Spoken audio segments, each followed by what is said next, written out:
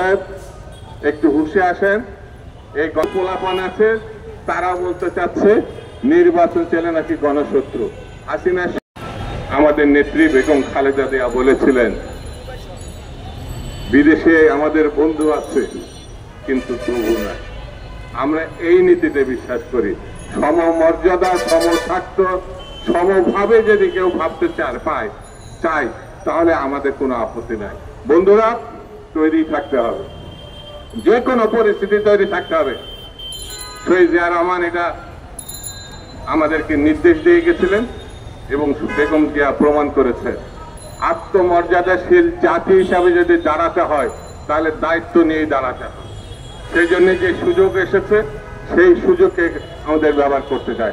সর্বশেষ কথাটা বলে যায়, সেটি হচ্ছে ডক্টর মোহাম্মদ ইউনূস সাহেব একটু হুঁশে আসেন। এই গণঅভ্যুত্থানের অন্যতম দিক হচ্ছে একটি নির্বাচিত সরকার।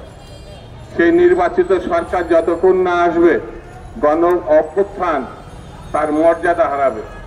যদি সেই মর্যাদায় ধরে রাখতে হয় তাহলে নির্বাচিত সরকার প্রতিষ্ঠা করার মধ্য দিয়ে সংকট কাটাতে হবে।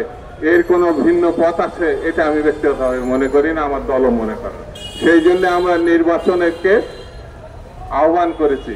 কেউ কেউ সরকারের কাছাকাছি থেকে বলার চেষ্টা করছে যারা এই মুহূর্তে নির্বাচন চাবে তারা গণশত্রু।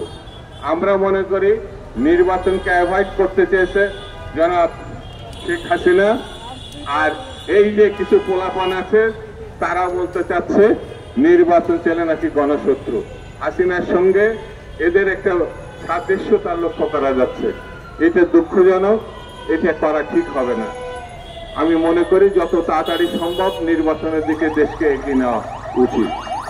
সকলকে ধন্যবাদ। খুদা হাফেজ। বাংলাদেশ জিন্দাবাদ।